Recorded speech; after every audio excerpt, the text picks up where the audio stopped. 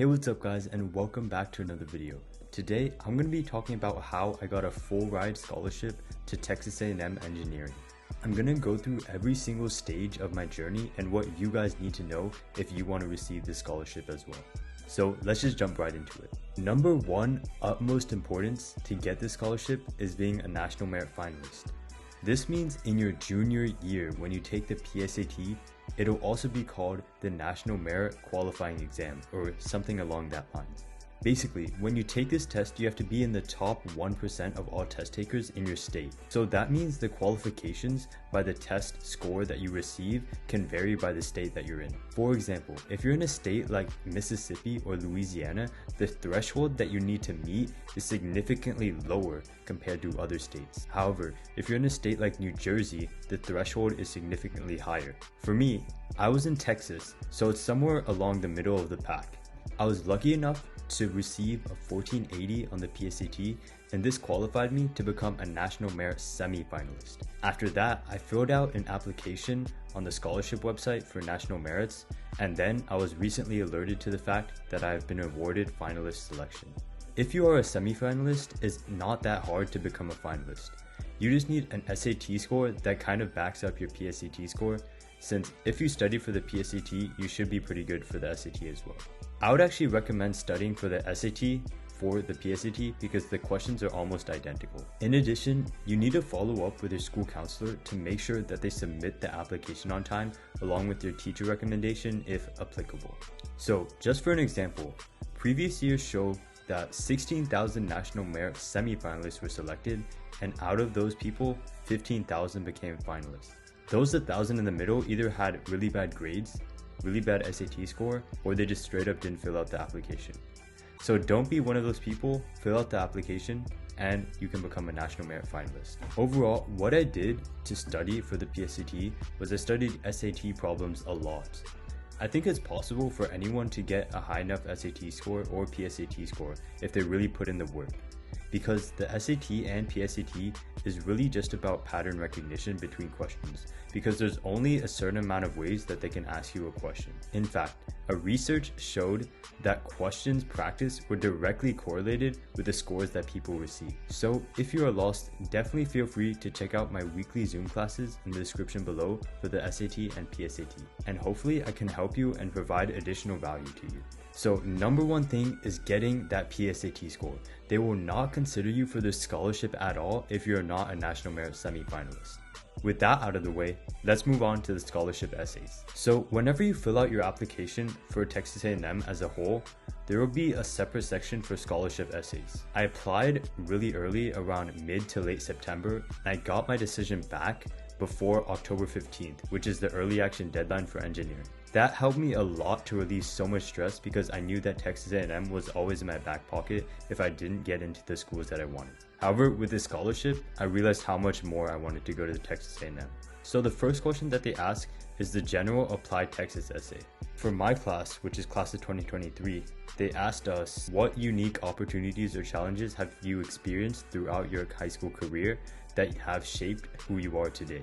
This prompt is super broad and you can expand on it in whichever way you want to. If you are having trouble with these essays, definitely Google examples on places like CollegeVine or just other places, because you can begin to see the common patterns between the good essays and things you want to avoid from the bad essays. So for me personally, I wrote about a volunteering thing I did during the summer.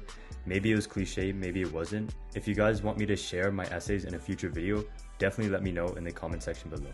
So the second question they ask is, describe a life event which you feel has prepared you to be successful in college. This is another super broad question, so I just talked about an internship I did, and yeah. So the third question asks, tell us about the person who has most impacted your life and why. So I just talked about my mom in this essay. And then there's an engineering essay in which you can pick between certain engineering topics to talk about. The essays that I just talked about were for the general application for Texas A&M.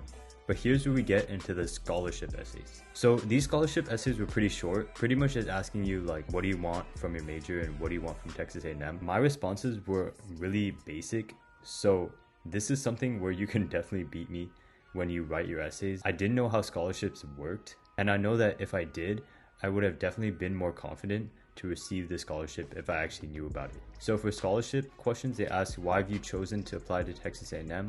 Why have you chosen your academic majors? Briefly describe any educational plans you have beyond earning your bachelor's degree. What are some of your life goals and objectives? And there's also a last question about leadership.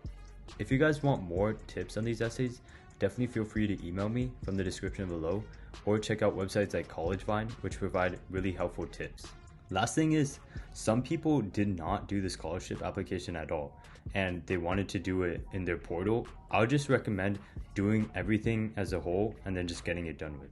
Because I'm not even sure if you can do the scholarship application separately, and I wouldn't recommend trying it. It may be possible, but I did not look into it. I just did the whole thing as one. After you submit this application and after you get accepted, that's when you're waiting for an email from Texas A&M. This is where it's really important to make sure that the email you use to apply to these schools is one that you actually use. Don't use your school email, use an email that you actually use. The way that I actually found out that I was being offered a scholarship interview was when I was chilling at Chipotle with my friend during a tennis tournament. Another thing is definitely download an email app on your phone and turn notifications on so you can really get these email notifications for when someone from a school emails you. So basically, I don't want to say her name to like dox her, but she emailed me like everything about the Brown Foundation, which is what the scholarship is named after, and then they wanted to set up an interview time. So I said, thank you, that's great, thank you so much. Always use proper etiquette whenever you're talking to people, because I had no idea how much the scholarship was at the time. I just saw the email. It wasn't really apparent to me how much it was, so I was just looking forward to the interview genuinely, because Texas A&M was one of the top places that I may have wanted to go. So I got the interview, and one important statistic that you need to know is out of 50,000 students or more that apply to engineering, about 200 are selected for an interview. And out of these 200, 75 were ultimately chosen for the full ride scholarship. What are some of the things that I really highlighted in my interview? Overall, I just tried to show a genuine appreciation and interest in everything that I did during high school. Another big thing that the Brown Foundation really focuses on is being someone who provides service to the community. So I was able to achieve this through volunteering in my application. And my entire Applied Texas essay was written about volunteering. So you can see how much that probably helped me. So in addition to showing passion in my extracurriculars, I also showed passion in the school. One thing that I said that was really impactful that I tried to remember to say, because it is true, is that Texas A&M has such a large alumni base that even if I took a flight across the world, if I was wearing a Texas A&M shirt, someone would still come up to me and say, yo, that's so cool, you went to Texas A&M, blah, blah, blah. Saying stuff like that is just ways that you can show genuine appreciation in Texas A&M, and if you are interested, it'll really come out in the way that you say things.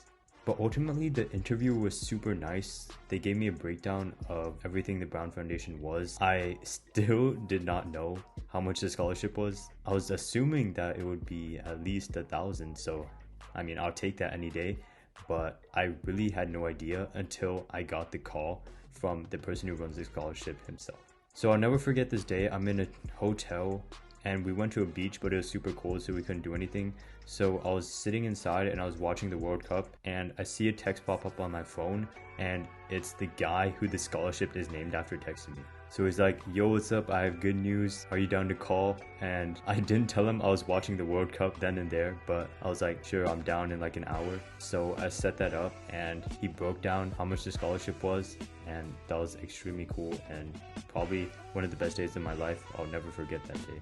After that, I was given the opportunity to go on a red carpet tour of Texas A&M, which was extremely informative and took up the entire day, which I really appreciate. They really show commitment to the people that they're giving scholarships to, which makes sense. So it was from 8:30 to 4, and there was free food, so that's a plus. Free shirt, free water bottle, free lanyard, so we take that all day. And I had a really great opportunity to talk with other Brown scholars, which is what it's called. And luckily enough, the person that was at my table was also a comp sci major, and he talked about what he did and how easy it was for him to get research opportunities. So that was something that really stood out to me, because I'm interested in doing AI research in the future as well. I really like the feeling of being a big fish in a small pond. Not that Texas A&M is a small pond, but having the opportunity to branch out and get that research, and explore my interests without worrying about imposter syndrome and other things like that. That's why, out of personal preference, I think I prefer the public school environment a little bit better.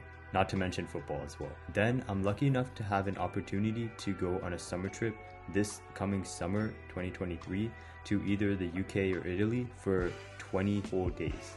It costs around $3,500, but I think that anytime you have to pay for a once in a lifetime experience, it'll always be worth it. For example, whenever you're in college, you have so much time, you could really do the hostel experience and go to Europe hopping around hostels. But when you're 40, when you have kids, you're not going to be able to do it even if you have the time and the money. Ultimately, they treat the people who receive these scholarships extremely nice, and I really can't express how grateful I am to receive this opportunity. And I just wanted to provide value to you guys by sharing my opportunities and hopefully getting you the scholarship one day. If this video helped you out in any way, definitely feel free to let me know. If you guys want me to share my essays that I used, definitely let me know in the comment section below. But definitely feel free to email me if you have any questions about the scholarship. I'm not an expert. First of all, I'm not an expert. I'm just some kid who got lucky and got it. But yeah, that's pretty much it. If you need the first step done, which is getting a high enough PSAT score, definitely feel free to check out the link in the description below. And yeah, I look forward to seeing you guys in the next video, and have a great day.